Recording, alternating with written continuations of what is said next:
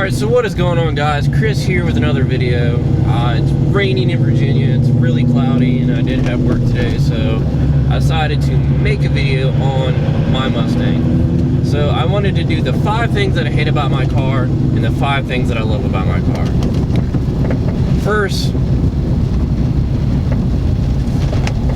things first, we're going to talk about the things that I hate about my car. Now, overall, I do love this car. Yes, overall, there's only maybe a few things I'd trade my car for, but that's not here, nor in my future or anything like that. So I plan on keeping this car, and as time comes that there's a better motor out and this car has so many miles on the Coyote, then there'll be another motor swap.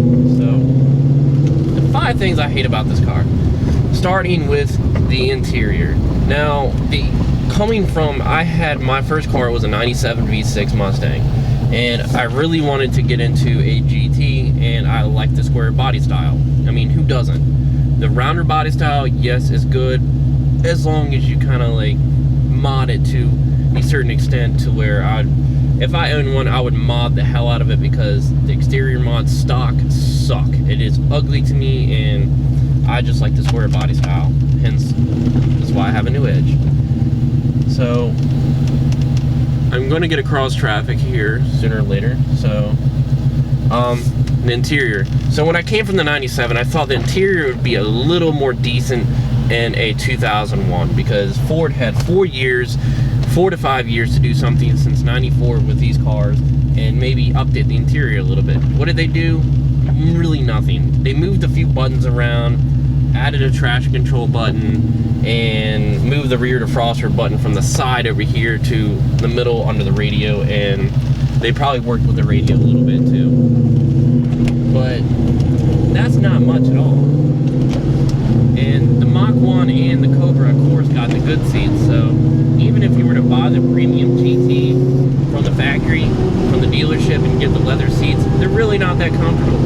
Honestly, I mean, when I got into this car, when I first bought it, I was like, you know, leather seats, this is awesome. I had cloth seats in my old car, so I was like, this might feel a little bit better, but after a while, driving and getting used to it, especially on long road trips or whatever in this car, they suck. These seats, you slide around in them so much.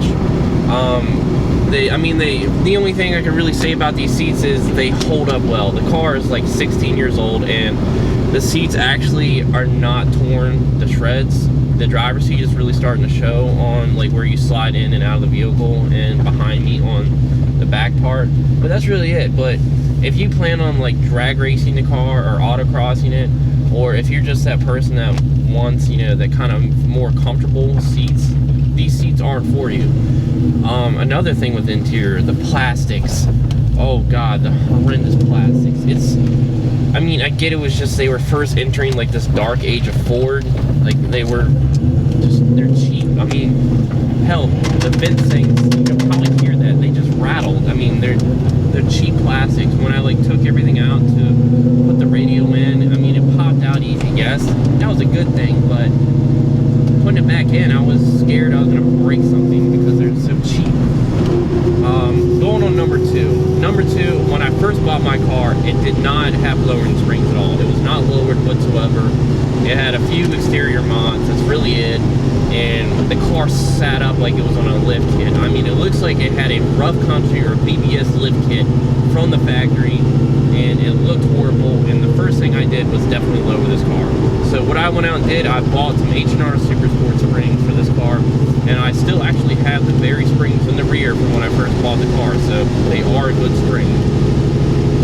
And it lowered the car, and it looked so much better. It got rid of that wheel gap, and I knew once I lowered the car, I was going to be that much happier. I wasn't going to cheap out on springs and buy some like SR Performance or cut the coils off my springs. I wanted to do it right, and so I just went out and spent a little money on some good brand name springs. It's either Eibach or H&R, and one of the big like starter packs, I guess if you were to joke around like that, would be H&R Super Sport springs are a starter pack for any new Edge Mustang owner.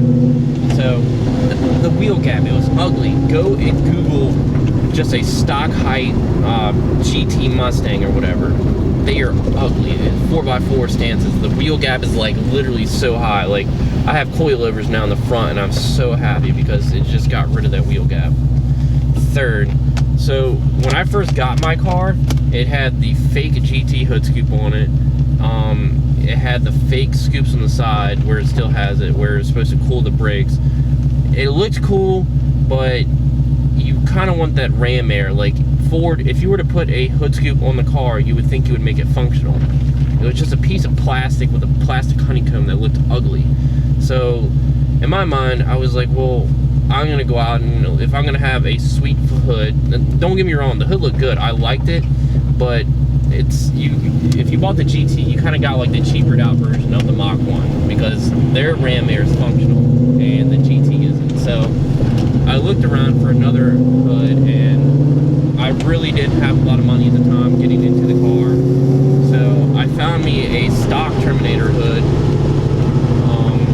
all the way in Fredericksburg. I paid, I think, like $150, $200. The hood was like an ugly yellow, and the guy had a Cobra that came in, and it was wrecked all in the front. So I knew somebody that would repair it. So I got a really, really good deal on it, and at that point it was a heat extractor hood, and I was really satisfied with it. And if I could go back to that hood and find whoever I sold it to, I'd probably buy it back, because that was one of my favorite hoods. But like, the hood I have now is the Cobra R hood by Boss Styling, and it is a functional heat extractor.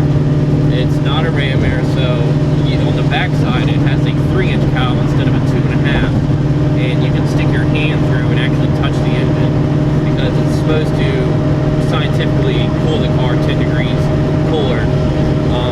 I don't know, I just really liked it, and I liked the functional, being that it was functional, and I wanted to be a little different, so that's why I got it, and it's actually a really nice hood. So number four, when I first got this car, the sound system is horrible. It is not that great. The only thing I can say about the sound system that's held up so well is my speakers all work. The tweeters, the speakers, and all the amps still work in the car. So all I have is an aftermarket Pioneer double DIN touch radio. I had the stock radio when I first got this car, and the only good upside was it had a 6-disc CD changer in it, so it did have an aux cord, so I would just burn CDs all the time, and that's how I'd listen to music. But the volume knob would always, like, if you were to turn it up, it would go down, or it would turn all the way up and stay stuck and not work, so you had to turn it off. You didn't know when that was going to happen. CDs would get stuck. If you were to listen to the radio, the dim lighting showing you the radio station you're on and stuff never worked. It would always go out, and that really annoyed me. So I just went on eBay, and I went ahead and just went to Crutchfield, bought the harness and the disc tray for it to fit to the double DIN, and I had a Pioneer radio under $200, and I still have it, and I've had it for 4 years, and it's a really great radio. It has the aux cord as hooked up to my phone. I run iTunes, and it has Pandora. It has the ability to play DVDs and navigation and all that, but sooner or later I'll probably upgrade to a better radio. But Ford really sucked on the radio. Like, a friend of mine had the Mach 1000, and the Mach 1000 actually really did kick ass. It was a good sound system, and whoever they went through to develop the Mach 1000 knew what they were doing. But again, the Mach 1000 eliminated you with trunk space. The trunk space in this car is already small enough. So you had 2 big speakers on one side and on the other side, which wasn't so bad, but then you had the amp tray was kind of just like welded on there, and it went across. So you had this gap right here in your trunk, and then you had this bigger gap at the bottom where you could put stuff, but you would think Ford would, put the amp somewhere else. So that's another thing. I had my hands on a Mach 1000, and I got rid of it because it wasn't really worth it. And it's really hard to find. It's not hard, but I had to find the wiring for it and all that, and I didn't want to do that. So I just stuck with the stock radio, and it works okay for me. So number five kind of just goes out to not the stock wheels, but all the wheels. Not all the wheels, but just more or less the famous Mustang wheels in every car you see. When I bought my car, it had bullet wheels on it, and I really thought the bullet wheels were cool. And I was like, you know, they weren't actually stock wheels; they were aftermarket bullet wheels. But they were factory bullet wheels. But I also had a aftermarket set with bullet wheels, which were more of an 8-ish. So I started seeing everybody with them, and I was like, I wanted to be different. So that's another thing I hate. Ford factory wheels, the bullet wheels, and the aftermarket FR500s, and the Celine wheels are nice, but and then the Cobra wheels, the Cobra R wheels, whichever ones, they're so overplayed. Yes, they are a stock factory wheel, but it's especially like, okay, we'll go with the FR500s. They were an awesome wheel when they came out. I really wasn't into cars like the Mustang or anything when they first came out, so I really couldn't tell you what year they came out. But every car show you ever go to, like American Muscle or Mustang Week, FR500s are like the go-to wheel. They look good, yes, but they are so overplayed. And I can't say that my wheels aren't overplayed either. I love my wheels, but everyone has them. But in my opinion, they look good on the right color or the right car, because with my wheels you have different variants of colors for this wheel. You have like gloss black, and I've seen like bronze and stuff like that for custom colors. So you can change up the color, and that definitely changes up, you know, the look even. But overall, I just kind of hate like every Mustang like just has bullet wheels or Celine wheels. It's all I ever see. Just like this generation Mustang, if it's newer, it's kind of like AMR wheels or something. But those are the top 5 things I really hate about this car. And I didn't even throw this in, but going into the interior, the shifter, I have a short throw shifter, and whoever designed the center console, I don't think the guys that were working with the transmission and the interior guys were on the same page. They kind of just came together and they're like, you know, screw it, we're just gonna go with it. I can't put a drink in the front cup holder, only in the back cup holder, without the shifter hitting the drink. So the only thing I ever keep there, as you guys know, is change. That's it. Like total money change or anything that will fit in there that will go there without running into the shifter. So you Mustang guys definitely know that, and it's a lot worse for the Fox body guys, because I don't even think they have a cup holder. And even to go back on their cup holder, I want to know what the hell somebody was thinking. So the center console, you probably can't see it, but for my V6, it didn't have a cup holder at all. The only cup holder you had was you had to lift up the center console and pull out this little movie, like if you were to go to the movies, it's that movie style tray, like drink tray, that it was just one, so you could only fit one. But who the hell does that? It was cheap plastic, and it had this little flip down thing where it holds your drink. Like, why? Just put some regular cup holders in this car. That's it. Just put them far away. Like, it took Ford all the way to the S550 to finally put cup holders in the area where the shifter is then running into it. I mean, come on, Ford. But here, we're gonna go with the 5 things that I love about this car. And I'm not gonna throw the Coyote motor into this, because that's an aftermarket kind of swap, not given factory. So when I first bought this car, I love the styling.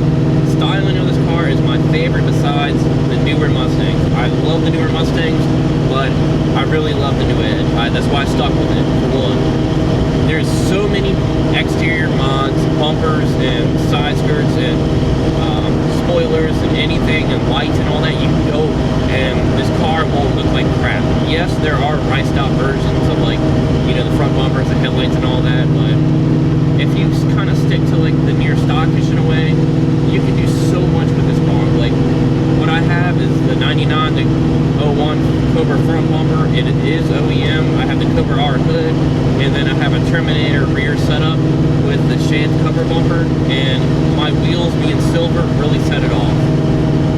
Now, the second thing I really love about this car are the colors. The colors that Ford put out for these generation Mustang from 99 to 04 were really awesome. The Sonic Blue, the Mystique Chrome, and the comp orange. Those are my three favorite. Sonic blue is probably my favorite color for these cars. It just looks so good, especially in the Terminators. Even the screaming yellow for the Mach 1s, and then the zinc yellow. I really like those colors too.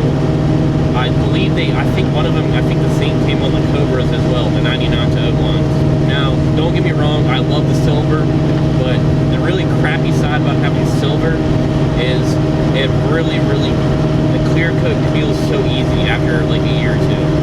And that's the only thing. I've noticed it with the laser red, the green, I don't know what that green color was codenamed, but the green color to these cars and the silver, I've always noticed that those are the three colors that feel so easy. But overall, I love the color of this car, and I love it feels.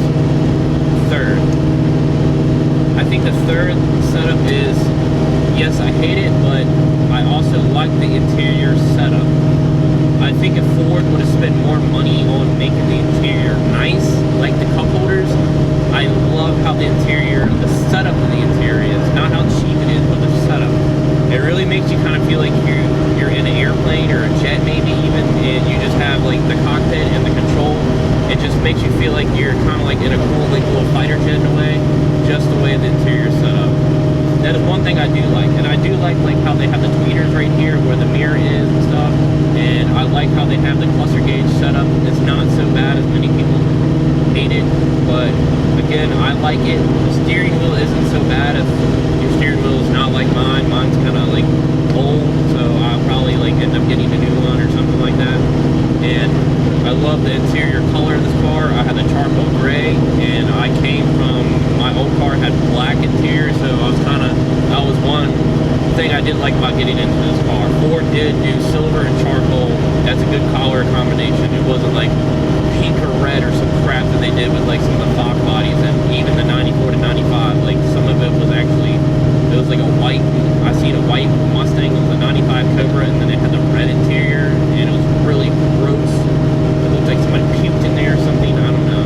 So the fourth thing about this car is the Terminator and the Mach 1. Like I said, I love the body style of these cars, but coming from this generation, the 03, 04 Mach 1 and Terminator were just badass cars, and the Terminator was like the Hellcat or the Dodge Demon of, like early 2000s. The car was brutal. When the Terminator came out, it was speeding cars, and there was so much you could do with it, bolt-on wise and make more power. Pulley swaps, you can port your stock blower and make like 30 or 40 more horsepower. I mean, the Terminator today still sells for like $20,000. If you go and find a Terminator, a really good Terminator, not highly modded and stuff like that, you're going to spend at least near $20,000. And probably the fifth thing that I love about these cars is just the way that they've stuck around so much. It's not a particular thing about these cars. It's just whenever I see a new age Mustang, I love the fact that they stuck around this much. Because so guys, I hope you enjoyed this little video, just the 5 things that I don't like and the 5 things that I do like about my car and just this generation of Mustangs. So that's going to do it for this video. I hope you guys have a good one, and I will catch you in the next video.